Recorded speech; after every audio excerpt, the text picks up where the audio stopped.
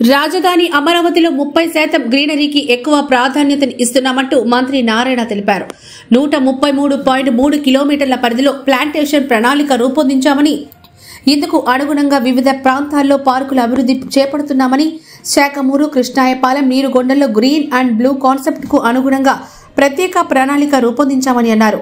వచ్చే జనవరి నెలాఖరుకల్లా టెండర్ల ప్రక్రియ పూర్తి చేస్తామని, సీజన్లో వచ్చే ఫ్లవర్స్ ప్రకారం బ్యూటిఫికేషన్ ఉంటుందని తెలిపారు. 22 రోడ్లలో 2 వైపులా బఫర్ జోన్లో గ్రీనరీ అభివృద్ధి జరుగుతోందని, రైతుల సమస్యలు ఒక్కొక్కటిగా పరిష్కారం అవుతున్నాయని తెలిపారు. ఇంకా 2168 మంది రైతులకు 7743 ప్లాట్లు రిజిస్ట్రేషన్ చేయాల్సింది. రిజిస్ట్రేషన్లు చేసుకోవాలని రైతులకు ఫోన్ చేసి సమాచారం ఇస్తున్నాం. భూములిచ్చిన రైతులకు ఇంకా 719 ఎకరాల మేర ప్లాట్లు కేటాయించాల్సి ఉందని తెలిపారు.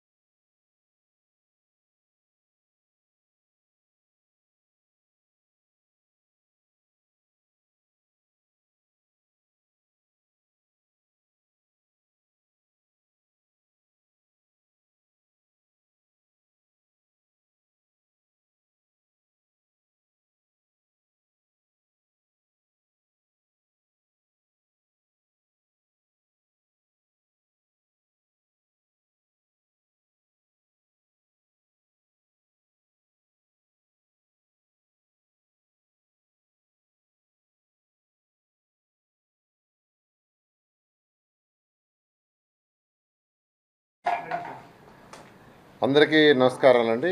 అమరావతి క్యాపిటల్ సిటీలో వర్క్స్ ఏదైతే ఈరోజు జరుగుతున్నాయో ఎంతో వేగవంతంగా జరుగుతున్నాయి. అంతే వర్షాకాలం సీజన్ పోవటం, ఈరోజు ట్రంక్ రోడ్స్ కానీ, లేఅవుట్స్ రోడ్స్ కానీ, ఐకానిక్ టవర్స్ కానీ, అధికారులకు సంబంధించిన 4000 బిల్డింగ్స్ కానీ ఎంతో వేగవంతంగా జరుగుతున్నాయి.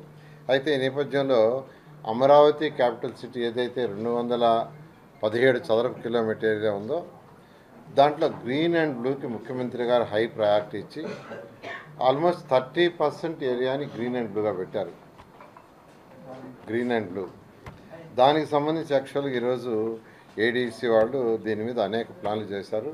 వాటిలో మెయిన్గా ఏంటంటే ట్రంక్ రోడ్స్ 640 కిలోమీటర్ లెంత్లో ట్రంక్ రోడ్స్ బోత్ సైడ్స్, అంటే 320 కిలోమీటర్ల లెంత్, డబల్ తీసుకుంటే 640 అవుతుంది. బోత్ సైడ్స్ యాక్చువల్గా బ్యూటిఫికేషన్ ప్లాన్ చేశారు. అదేవిధంగా ఎల్పిఎస్ రోడ్లలో 1244 కిలోమీటర్ లెంత్లో ఎల్పిఎస్ రోడ్లలో బోత్ సైడ్స్ ప్లాన్ చేశారు. ప్రతి రోడ్లోనూ ఒక type of flower site, each road ఏదో ఒక రకమైన ఫ్లవర్స్ ఉండేటట్టుగా, ఆ సీజన్లో ఆ ఫ్లవరింగ్స్ వచ్చేటట్టుగా. ఎందుకంటే కొన్ని సీజన్లో కొన్ని ఫ్లవర్స్ వస్తాయి, కొన్ని సీజన్లో కొన్ని ఫ్లవర్స్ వస్తాయి. అందుకని దాన్ని సైంటిఫిక్గా ఆలోచించి డిఫరెంట్ కంట్రీస్లో ఎలా ఉన్నాయో స్టడీ చేసి దానికి వచ్చారు. అదేవిధంగా సెంట్రల్ మీడియన్స్ ఏదైతే ఉందో 450 కిలోమీటర్ లెంత్లో సెంట్రల్ మీడియాలో యాక్చువల్గా బ్యూటిఫికేషన్కి ప్లాంటేషన్ ప్లాన్ చేశారు. అదేవిధంగా 133.3 కిలోమీటర్ లెంత్లో బఫర్ జోన్స్లో 22 రోడ్స్లో యాక్చువల్గా ప్లాంటేషన్ ప్లాన్ చేశారు. ఇవన్నీ కూడా రోడ్డుకి 2 వైపులా, రోడ్డు యొక్క సెంటర్లో, బఫర్ జోన్లో.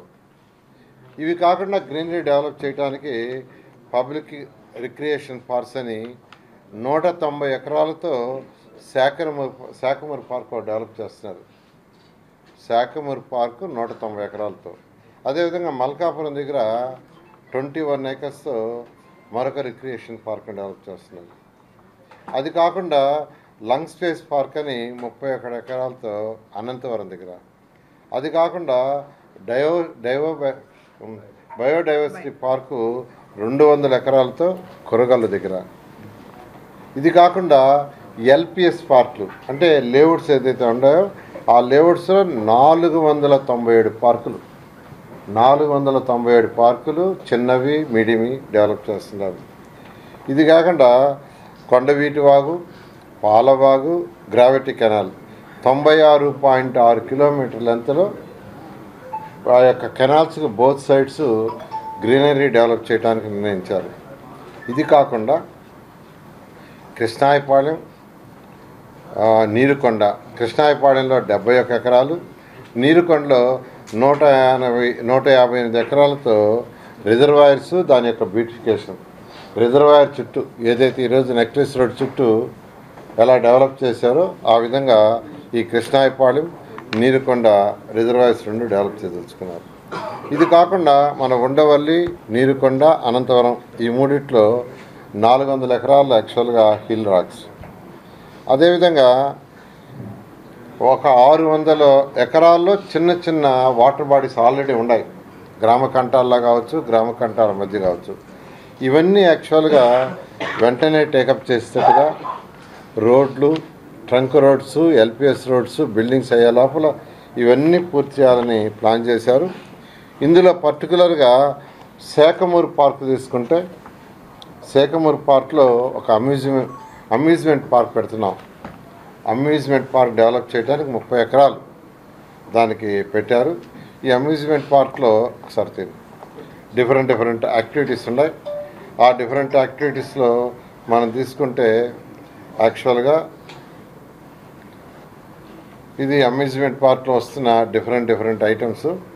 దీంట్లో డిఫరెంట్ ఐటమ్స్ దాదాపు 7 ఐటమ్స్ తీసుకున్నారు. 7 ఐటమ్స్ని యాక్చువల్గా దీంట్లో ప్లాన్ చేశారు. తర్వాత ఒక 50 ఎకరాల్లో ఒక రిజర్వాయర్ ప్లాన్ చేశారు. దాంట్లో boating duck, musical fountain, iconic bridge, అదేవిధంగా ఎకో రిసార్ట్ అని 10 acres, దాంట్లో ఒక కన్వెన్షన్ హాల్ 200-250 కెపాసిటీ, తర్వాత హెల్త్ స్పా, రెస్టారెంట్స్, ఒక 48 కాటేజెస్, బోటింగ్, ఇది ఎకో రెస్టారెంట్, దానికి 10 acres. అదేవిధంగా అడ్వెంచర్ పార్క్ ఒక 15 acres పెట్టారు. దాంట్లో పిల్లలకి ఆడుకోవడానికి బంగీ జంప్ అని, జిప్లైన్ రూరల్ అని, స్నో వరల్డ్, అదేవిధంగా bumper car arena, multi level గోక్యాన్, ఇట్లా యాక్చువల్గా డిఫరెంట్ ఐటమ్స్ పిల్లలకి యాక్టివిటీస్కి అడ్వెంచర్ పార్క్లో 15 acres. అదేవిధంగా పబ్లిక్ పార్క్, జనరల్గా మన పార్క్స్ ఎలా ఉంటాయో ఎవరికైనా పబ్లిక్, దానికి ఫీజు అంటూ ఏముండదు, అటువంటిది ఒక 30 acresలో cycling, walking, kids play, viewing towers, viewing deck, musical fountain, boating deck, ఇలా యాక్చువల్గా డిఫరెంట్ ఐటమ్స్ ఉండేటట్టుగా ఒక 30 acresలో. తర్వాత నర్సరీ, ఈ నర్సరీలు ఏంటంటే గ్లాస్ డోమ్ ఉండేటట్టుగా ఒక పెద్ద నర్సరీ యాక్చువల్గాను, దాంట్లో థీమ్ పార్క్స్, అదేవిధంగా డిస్ప్లే అండ్ షాపింగ్, నర్సరీలో ఎవరైనా కొనుక్కోవాలంటే కొనుక్కునే విధంగా, అందులో మళ్ళీ కిడ్స్ ప్లే ఏరియా, మళ్ళీ 4 green houses. Next flower park అని ఎక్స్క్లూజివ్గా ఒక 20 acres యాక్చువల్గా అలాట్ చేశారు. దాంట్లో 10 గార్డెన్స్ ఉంటాయి. దశావతార ఫ్లవర్ గార్డెన్ అని ఈ విధంగా యాక్చువల్గా చేశారు. ఈ విధంగా ఈరోజు అమరావతి క్యాపిటల్ సిటీలో గౌరవనీయ ముఖ్యమంత్రి గారు ఏదైతే 30% ఏరియా గ్రీన్ అండ్ బ్లూ ఉండాలో దాన్ని ఏదైతే మాస్టర్ ప్లాన్లో పెట్టాం అవన్నీ ఇమీడియట్గా టేకప్ చేయమని ముఖ్యమంత్రి గారు ఇన్స్ట్రక్షన్ ఇవ్వటం, దాని మీద ఏడీసీ అండ్ సిఆర్డీ వాళ్ళు డిజైన్ చేశారు. దాన్ని బహుశా ఇవన్నీ జనవరి ఎండింగ్ లోపల, అంటే రాబోయే 2 monthsలో టెండర్లు పిలిచి ఇవన్నీ వర్క్ టేకప్ చేసి రోడ్లు పూర్తయ్యే లోపల ప్యారలల్ ఇవి కూడా కావటం, అదేవిధంగా బిల్డింగ్స్ పూర్తయ్యే లోపల దానికి సంబంధించి పూర్తి కావటం, అదేవిధంగా రిజర్వాయర్స్ అన్నీ కంప్లీట్ చేసే లోపల రిజర్వాయర్ చుట్టూ ఇవన్నీ అయ్యేటట్టుగా ప్లాన్ చేశారు. జనవరి ఎండింగ్ లోపల వీటికి టెండర్లు పిలిచి ముందుకు పోవడం జరుగుతుంది. అదేవిధంగా అమరావతి క్యాపిటల్ సిటీలో ఏదైతే ఆ రోజు 29,233 మంది రైతులకు యాక్చువల్గా 69,421 ప్లాట్లు అలాట్ చేశాం. 29,233 మంది రైతులకి 69,421 ప్లాట్లు అలాట్ చేస్తే వాళ్ళల్లో 61,678 ప్లాట్లు నిన్నటికి రిజిస్టర్ చేసుకున్నారు. కేవలం 7,743 ప్లాట్లు రిజిస్టర్ చేసుకోవాలా.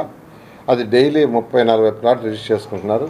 వాళ్ళకి ఫోన్లు చేసి కూడా చెప్తున్నా వచ్చి రిజిస్ట్రేషన్ చేసుకోమని. అయితే కొందరు అమెరికా లాంటి ప్లేస్లో ఉంటాం, విదేశాల్లో వాళ్ళు మేము ఇండియా వచ్చినప్పుడు చేసుకుంటూ ఉంటారు. కొందరు అన్నదమ్ముల మధ్య వాళ్ళ మధ్య కోర్టు కేసులు ఇలా డిఫరెంట్ ఇష్యూస్ ఉన్న వాళ్ళు పెండింగ్ ఉన్నాయి. అయితే రోజు కొన్ని రిజిస్టర్ చేసుకుంటున్నారు. అవి కాకుండా లంకలో రిజిస్ట్రేషన్స్ ఏదైతే ఉన్నాయో 170 మంది రైతులు 337 ప్లాట్లు. అయితే వాళ్ళలో 42 ప్లాట్లు 13 మందే రిజిస్టర్ చేసుకున్నారు. వాళ్ళకు కూడా ఫోన్ చేసి అడుగుతున్నాం. ఇంకా 157 మంది రైతులు 295 మంది ప్లాట్లు రిజిస్టర్ చేసుకోవాలా. అయితే అక్కడ వాళ్ళు కొందరు మేము వేరే వాళ్ళకి అమ్మామని వాళ్ళకి మధ్య ఉన్న డిస్ప్యూట్స్లో రిజిస్ట్రేషన్స్ కావట్లా. అయితే వీళ్ళందరికీ ఫోన్లు చేస్తున్నారు. 157 మంది రైతులకి సిఆర్డీ ఆఫీస్ నుంచి ఫోన్ చేసి రిజిస్ట్రేషన్ చేసుకోమంటే గత 15 రోజుల నుంచి రిజిస్ట్రేషన్ జరుగుతున్నాయి. ఇంతవరకు కేవలం 13 మంది రైతులు 42 ప్లాట్లు మాత్రమే చేసుకున్నారు. ఇంకా 295 మంది చేసుకోవాలా. రైతులు 157. సో 157 రైతులని మేము రిక్వెస్ట్ చేసేది ఏంటంటే మీ 295 ప్లాట్లు మీరు రిజిస్ట్రేషన్ చేసుకోవచ్చు. మీ ఇంటర్నల్ సమస్యలు ఏమైనా ఉంటే అవి సాల్వ్ చేసుకొని రిజిస్ట్రేషన్ చేసుకోవాల్సిందిగా రిక్వెస్ట్ చేస్తున్నాం. అదేవిధంగా బ్యాలెన్స్ మనం ప్లాట్లు అలాట్ చేయాల్సింది 719.04 ఎకరాలు ఉంది. 719.04 ఎకరాలు.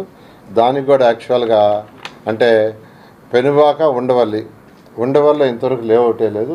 ఇప్పుడు లేఅవుట్ వేసి యాక్చువల్గా పబ్లిక్ నుంచి యాక్చువల్గా ఏదైనా వాళ్ళకి అబ్జెక్షన్స్ ఉంటే తీసుకుంటున్నారు. అది అయిపోయింది. దాన్ని యాక్చువల్గా ఏంటంటే ఇమీడియట్గా దానికి కూడా ఒక 10 రోజుల్లో లాటరీ వేసి ఎవరైతే రైతులు 350 ఎకరాలు ఇచ్చినట్టున్నారు వాళ్ళకి వెంటనే అది ఇచ్చేయటం జరుగుతుంది. ఈ విధంగా ఈరోజు ఏదైతే రిజిస్ట్రేషన్స్ ప్లాట్లు లంక లాట్స్ జరిగిపోతున్నాయి. ఇవి కాకుండా రైతు సమస్యలు ఏదైతే గ్రామ కంటాలు, జరీబ్, నాన్ జరీబు, రోడ్డు హిట్స్, దీని మీద యాక్చువల్గా కలెక్టర్ గారికి వెరిఫై చేయమని ఇచ్చాము. వారు ఒక 1 మంత్ టైంలో వెరిఫై చేస్తామన్నారు. అది వెరిఫికేషన్ అయిన తర్వాత అంటే ఆల్రెడీ ఇచ్చిన వాళ్ళకి ఏమన్నా తేడాలు ఉన్నాయా లేదా, అదేవిధంగా ఇప్పుడు ఎవరైతే అడుగుతున్నారో వాళ్ళది జెన్యూన్గా ఉందా లేదా అనేది వెరిఫై చేయమన్నాం. అది వెరిఫై చేస్తున్నారు. 1 మంత్లో వెరిఫై అయిన తర్వాత దాని మీద డెసిషన్ తీసుకొని కమిటీలో ఉన్న కేంద్ర మంత్రి చంద్రశేఖర్ కావచ్చు, అదేవిధంగా శాసనసభ్యులు శ్రావణ కావచ్చు, మేము డెసిషన్ తీసుకొని యాక్చువల్గా ముఖ్యమంత్రి గారి ముందు పెట్టి ముందుకు పోవడం జరుగుతుంది. అంటే సార్ ఇప్పుడు రాజధానిలో ప్రధానమైనటువంటి రాజధాని రైతులు వస్తుంది. ఈ రాజధాని నిర్మాణం పూర్తి చేయకుండా రెండో దశ ల్యాండ్ పుల్లింగ్ మీరు ఎందుకు వెళ్తున్నారు? నాకు ఇక్కడ రైతులు గత 5 ఏళ్ల కాలం ముఖ్యమంత్రి గారు యాక్చువల్గా రైతు సోదరులతో మాట్లాడారు. వాళ్ళందరూ ఏకగ్రీవంగా ఇక్కడ స్మార్ట్ ఇండస్ట్రీస్ వచ్చేదిగా చేయండి, ఎయిర్పోర్ట్ వచ్చేదిగా చేయండి, ఇంటర్నల్ స్పోర్ట్స్ సిటీ ప్లాన్ చేశారు, అది వచ్చేది చేయండి, దానికి కావాల్సిన ల్యాండ్ తీసుకోండి, మాకు అబ్జెక్షన్ లేదని ముఖ్యమంత్రి గారు క్లారిటీకి ఇచ్చారు. అందువల్ల దాని మీద ముందుకు పోతాం. కమిటీ రాకముందు అధికారుల వైఖరితో ఇబ్బంది పడ్డాం. కమిటీ వచ్చాక మా పరిస్థితి ఇంకా దారుణంగా తయారైంది. ఏం చెప్పినా కానీ ఇబ్బంది పడాల్సి వస్తుంది అక్కడ అని చెప్పి రైతులు చెబుతున్నారు సార్. అంటే కమిటీలో యాక్చువల్గా డిస్కస్ చేస్తున్నాం. అయితే వీటన్నిటికీ సొల్యూషన్ రావాలంటే ఒకసారి వెరిఫై చేయటం బెటర్ అని. ఎందుకంటే ఇప్పుడు కొందరు అధికారులు కొందరికి ఫేవర్ చేశారన్నారు. అందువల్ల ఈచ్ అండ్ ఎవ్రీ ప్రతి అప్లికేషన్ తీసి వెరిఫై చేయమన్నా. వెరిఫై చేసి ఒక క్లారిటీ వస్తుంది. తర్వాత ఎవరైతే రిక్వెస్ట్ చేస్తున్నారో వాళ్ళ రిక్వెస్ట్ రోడ్డు హిట్ కావచ్చు, జరీబ్ కావచ్చు, గ్రామ కంటాలు కావచ్చు, రిక్వెస్ట్ చేసినవన్నీ వెరిఫై చేసే విధంగా చేయమన్నా. అది చేసిన తర్వాత క్లారిటీ వస్తుంది. దానికి 1 month టైం పెట్టుకున్నాం. అందువల్ల రైతు సోదరులు ఈ 1 month కొద్దిగా ఓపికగా ఉండమని నేను రిక్వెస్ట్ చేస్తాను. కమిటీలోని సభ్యులు కొంచెం సహనంతో వ్యవహరించాలి రైతులతో మాట్లాడేటప్పుడు అని కూడా చెబుతున్నాను సార్. ఖచ్చితంగా సహనంగానే వ్యవహరించి అందరినీ కూల్గానే తీసుకుపోతాం. Thank you. మౌలిక సదుపాయాలు డెవలప్మెంట్ లేకుండా మాకు మిగిలిన రైతులు వాళ్ళ ఫ్లాట్స్లో డ్రైనేజీ జనరల్గా మైనర్ ఇన్ఫ్రాస్ట్రక్చర్ ఇప్పుడే మేజర్ ఇన్ఫ్రాస్ట్రక్చర్ ఏదైతే ఉందో 350 కిలోమీటర్ల ట్రంక్ రోడ్స్ వరకు అన్ని ప్యాకేజీలు స్టార్ట్ అయినాయి. అదేవిధంగా లేఅవుట్స్ రోడ్స్ 1500 కిలోమీటర్స్ అవి కూడా అన్నీ స్టార్ట్ అయిపోయినాయి. ఎక్కడ ఆగల ఎక్సెప్ట్ ఎక్కడైతే ల్యాండ్ పుల్లింగ్కి ఇవ్వకుండా అక్కడక్కడ బాటిల్ నెక్స్ ఉందో అక్కడ ఆగిండే. అది కూడా ఏంటంటే కోర్టు కేసులో అంతకుముందు ల్యాండ్ అక్విజిషన్ పెట్టాము. దాన్ని విత్డ్రా చేసుకొని మళ్ళీ ల్యాండ్ అక్విజిషన్ పెట్టమని ఏజీ గారు సలహా ఇచ్చారు. దానికి కోర్టుకి సబ్మిట్ చేసాం. అందులో కొన్ని విత్డ్రా అయినాయి. బ్యాలెన్స్ కూడా త్వరలో విత్డ్రా అవుతాయి. విత్డ్రా అవగానే ఎవరైతే ల్యాండ్ పుల్లింగ్కి ఇష్టం లేకుండా ఆగుండో దాని ల్యాండ్ అక్విజిషన్ తీసుకుంటాం. ఈరోజు కూడా వాళ్ళని రిక్వెస్ట్ చేస్తాం ల్యాండ్ పుల్లింగ్కి రమ్మని తీసుకొని అవి కూడా స్టార్ట్ చేస్తాం. కాబట్టి ఇవన్నీ కూడా ఇన్ టైంలో ప్లాన్ ప్రకారం 100% పూర్తవుతాం. బెంగళూరు ఊటీ లాంటి చోట బొటానికల్ గార్డెన్స్ ఏర్పాటు చేసి ఈ స్టూడెంట్స్కి ఉపయోగపడే విధంగా అన్ని రకాలైనటువంటి మొక్కలు పెట్టడం ఉంటాయి. అట్లా ఇందులో రాజధానిలో అన్ని రకాలు డెవలప్ చేస్తున్నాం. ముఖ్యమంత్రి గారు అయితే డిఫరెంట్ కంట్రీస్ పార్క్స్ కూడా పెట్టమన్నారు. ఇవాళ యాక్చువల్గా దాని మీద డిస్కస్ చేసాం. ఒక కన్క్లూజన్ రాలేదు. డిఫరెంట్ కంట్రీస్ అంటే ఆ కంట్రీలో ఎలాంటి ఫ్లవరింగ్ కానీ ట్రీస్ కానీ ఉంటాయి అవన్నీ కూడా మన దగ్గర ఉండాలని దాని మీద కూడా యాక్చువల్గా వీఆర్ వర్కింగ్. బయాలజీ స్టూడెంట్స్ కోసం ఈ బయోడైవర్సిటీ పార్కులో 200 ఎకరాల్లో పెడుతున్నాం. మీరు ఏదైతే అడిగారో 200 acresలో అది కూరగాయలు యాక్చువల్గా దాన్ని కూడా ఇవాళ డిస్కస్ చేసాం. ఇంకా డీటెయిల్గా రేపు మార్నింగ్ మళ్ళీ కూర్చుంటున్నాం. రేపు కూర్చొని డిస్కస్ చేసి రాజధాని గ్రామాల్లో మన మౌలిక వసతుల గురించి యాక్చువల్గా 900 crores అది ఎస్టిమేట్ చేసాం. అది ఆల్రెడీ కాంట్రాక్టర్స్కి అలాట్ చేసాం. యాక్చువల్గా వాళ్ళందరూ సర్వే చేసుకుంటున్నారు. అంటే ఏదైతే ఈ 350 కిలోమీటర్ల ట్రంక్ రోడ్స్ 1500 కిలోమీటర్ లేఅవుట్స్లో డ్రైన్స్ రోడ్స్ లైట్స్ ఇవన్నీ చేస్తున్నామో దానికి అవి లెవెలింగ్ రావాలి. లెవెలింగ్ అందువల్ల యాక్చువల్గా ఆ సర్వే లెవెలింగ్ జరుగుతుంది. ఒకవేళ అది డౌన్లో ఉండి ఈ రోడ్ సైడ్స్ ఉంటే వాటర్ రివర్స్ అవుతుంది. అలా కాకుండా గ్రామ కంఠాల్లో పడే వాటర్ కానీ రెయిన్ వాటర్ కానీ డ్రైనేజ్ వాటర్ కానీ అవన్నీ ఫ్లో వచ్చి మెయిన్లోకి రావడానికి సర్వే చేస్తున్నారు. దానికి వాళ్ళొక 15 రోజులు టైం అడిగారు. అది అవ్వగానే ఇమీడియట్గా వర్క్ టేకప్ చేసి ముందు పోతున్నారు. మళ్ళీ 15 రోజుల తర్వాత కూర్చుంటాం. అంటే ఇప్పుడు యాక్చువల్గా ఇప్పుడు ఏదైతే మనం 16,667 ఎకరాలు అనౌన్స్ చేసామో దాంట్లో మనకు వచ్చేది ఏంటంటే రైల్వే ట్రాక్ రైల్వే స్టేషన్ వస్తుంది, ఇన్నర్ రింగ్ రోడ్ వస్తుంది, స్పోర్ట్స్ సిటీ వస్తుంది. ఇది కాకుండా ఏంటంటే స్మార్ట్ ఇండస్ట్రీస్కి ఎయిర్పోర్ట్ కావాలా. దానికి యాక్చువల్గా ఏంటంటే మన అధికారులు వర్కౌట్ చేస్తున్నారు. అదైన తర్వాత దాన్ని ముందుకు పోతుంది. సార్ పెద్దగూడపాడు నియోజకవర్గం అమరావతి మండలంలో రైతులు ల్యాండ్ పూలింగ్ ఇవ్వడానికి సిద్ధంగా ఉన్నారు సార్. ఆ ప్రక్రియను ఎప్పుడైనా మొదలుపెట్టే అవకాశం లేదు. ఎవరైతే రైతు సోదరులు ఏమంటారో ఇస్తానంటారో వాళ్ళందరి దగ్గర తీసుకుంటాం. అందుకని దాన్ని యాక్టివేట్ చేస్తున్నాను. యాక్చువల్గా మరీ ఎవరిని ఇస్తానంటే నేనే వచ్చి కూడా తీసుకుంటాను.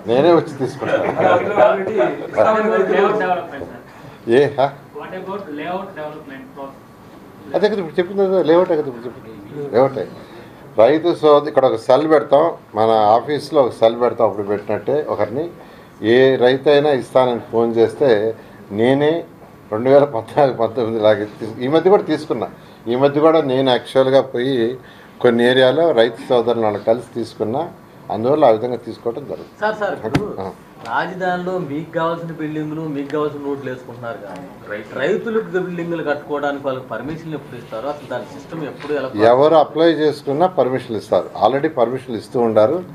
ఎవరు అప్లై చేసుకున్నా డాక్యుమెంట్స్ అన్నీ పెట్టుకుంటే 24 అవర్స్లో ఇమీడియట్గా పర్మిషన్ అయితే డాక్యుమెంట్స్ అన్నీ పెట్టాలి. డాక్యుమెంట్స్ అన్నీ పెట్టుకుంటే 24 అవర్స్లో వీళ్ళు క్లియర్. మొన్న మీటింగ్ జరిగింది. పక్క రోజు ఒక రైతు వచ్చాడు. నాది రాలేదు సార్, కాలేదన్నారు. ఇమీడియట్గా పిలిచా, సార్ పలానా డాక్యుమెంట్ ఇవ్వాలన్నారు. ఆయన 24 hours తెచ్చిచ్చాడు, అది క్లియర్ చేశారు. కాబట్టి నేను అందరికీ చెప్పే డాక్యుమెంట్ సబ్మిట్ చేయండి, 24 hours will get it. Thank you. చాలా ఇల్లు స్టార్ట్ చేసుకోవచ్చా సార్ వాళ్ళు? స్టార్ట్ చేసుకోవచ్చు, ఎవరైనా స్టార్ట్ చేసుకోవచ్చు. Thank you. ఆ సైట్స్ ఇచ్చారా? ఆ సైట్స్ ఇచ్చారా? అవన్నీ విజువల్స్ కూడా విజువల్స్ వస్తాయి. ఇదే 3D చేస్తూ ఉండాలి. 3D ఏమన్నా అంటే అది ఒకే రోజు చేసేది కదా, రోజుల్లో